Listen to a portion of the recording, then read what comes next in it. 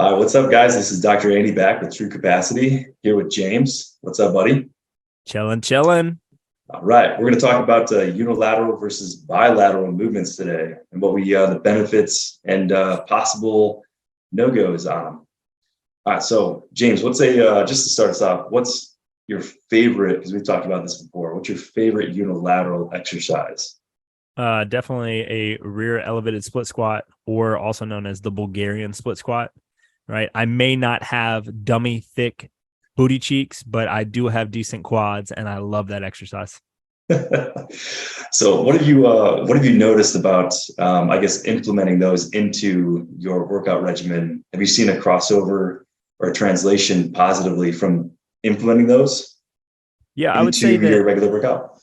I would say that any kind of any kind of unilateral work for me in general has been very beneficial for me to really kind of just make me more aware of where my weaknesses are. Forget the benefits of actually working individually, just understanding that on one side, I'm cool as a cucumber. On the other side, I look like I'm a shake weight, right? That's a problem because when you go to a regular squat or a regular deadlift or, a bilateral, so what people would call conventional lifting there, because most people do not do single leg and single arm stuff.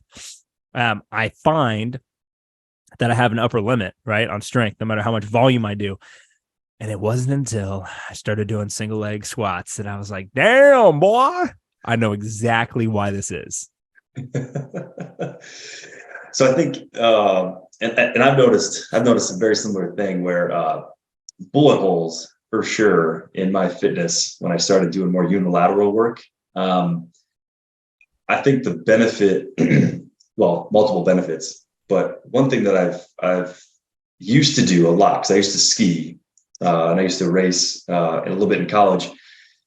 And so one thing I used to do was a bunch of balance stuff, single leg, half physio ball, jumping between legs, doing a lot of jumping lunges on non-even or mobile surfaces even.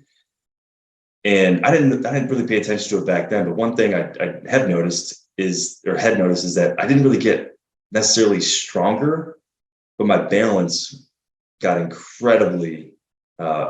became incredibly improved.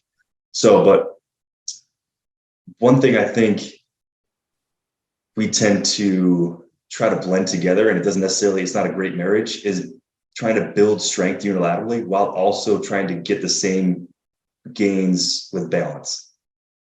So for instance, James, you like the RSS, the Russian split squats, the Bulgarian split squats, the rear foot elevated with a barbell on your back, dumbbell, in suitcase position, whatever it is, heavy weight. I wouldn't necessarily put you on something that could potentially cause you harm to fall, such as put you on an uneven surface, because that's not the intent of that movement, of that workout, is to develop strength, not necessarily have the body worry about balance while developing strength. So unilateral work can be great in both to build balance and strength, find your weaknesses.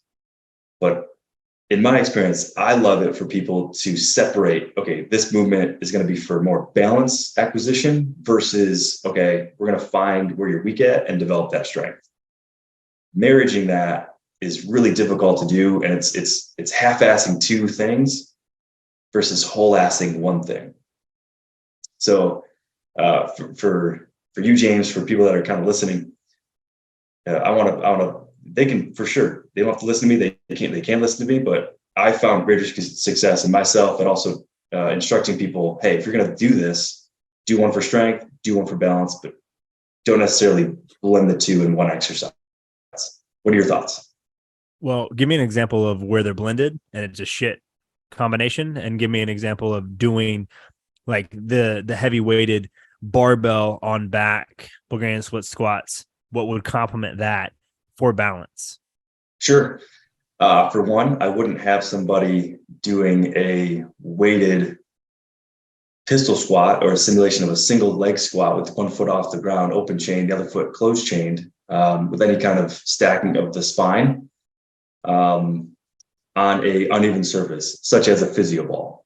Half physio ball, that depends on kind of, that person, if they're training for a specific sport, that might be a little bit different, but just your average person going out there is like, I'm just going to throw some weight on here because I'm strong and I want to test my balance and do this. You're not going to get a whole lot of gains out of that. The risk reward is just too heavy on the risk side. So another example would be like, if you want to develop your pecs, you want to get a stronger chest, let's just say, I would rather have you just be on a stationary floor or stationary bench and just either do barbell or dumbbell bench versus laying on a physio ball or some type of mobile device where you have to now worry about coordination. Am I going to fall off? Am I going to lean more to one side? Because not all of us are built symmetrically. And so now your body has to worry about, I got to keep you from falling over and getting hurt versus I can fully focus on contracting my pectoral muscles to get the most hypertrophy and growth out of them that you want from this exercise. So does that answer your question? Yeah, more or less. If someone's doing like heavy rear elevated split squats or Bulgarians or single leg deadlifts and loading pretty heavy, what is a good complementary exercise to get the balance portion for that single leg in the squat, for example, not the deadlift? Oh yeah, you're just talking movement wise as far as tissue. Okay. Yeah. So For somebody that will do heavy weighted Bulgarian split squats, how can they also get the unilateral balance portion that they're not getting there? Or the benefit, I guess you could say. So I think the balance that they're not getting from being stationary. Yeah, more or less. Yeah, perfect. So, I mean, you could either just have them do, jumping squats where they're taking off with 2 feet, but then having to land. You could have them do jumping lunges, simple enough, just alternating between feet. For most people, that's going to be enough. I mean, simplistically, you're going to get a lot of nervous stimulation just standing on one foot. That kind of sounds boring for a lot of people, but give it a shot. Try taking your foot off, try taking your shoe off, your sock off, and just standing on one foot. Put your other foot that's up off the ground in different positions. You're going to feel a bunch of muscles firing that you probably didn't even know that you had in your shin. So you don't need to go out and balance on a needle, right? To get a benefit. You just got to stand on one foot and your body will, have far more positive impact than you having to go risk life or death. Yeah. So essentially keep it simple, stupid, but also just think about the same type of movement patterns that you're loading and just bring it back down to what body weight would be. Try to recreate in some format. And maybe, because you could do, I guess you could technically, if you wanted to, do more of a plyometric version of a Bulgarian split squat with no weight, right? Where you go very slow up or very slow down, firing up, very slow down, firing up, or doing jumping, right? Bringing that front foot off. I mean, I guess you could do that too, but I think for a lot of people, it's I want to be the most efficient, right? I want to do all this at one time. Like I don't have this much time in the gym multiple times a week. I can go 3 times in an hour. Like how the hell can I do all the bilateral and unilateral work, right? And get the stability and the strength improvements in such short time? I would say, I know you didn't have a question there, but I'll answer all that in just one simple statement. So when people get older, the biggest thing that I know doctors warn them of is balance. Them falling, right? You can talk about hip fractures in the elderly, if it breaks first and they fall, they fracture. So balance cannot be there at its optimum if strength is missing. So most people have poor balance because they have lack of strength. So if I had to pick one, if you had to choose one over the other as far as time and efficiency, I would go with focus on strength. Everyone walks, everyone is standing, everyone gets up from a seated chair, has to sit down to a seated chair. We all move. Walking is a unilateral movement, 1 foot at a time.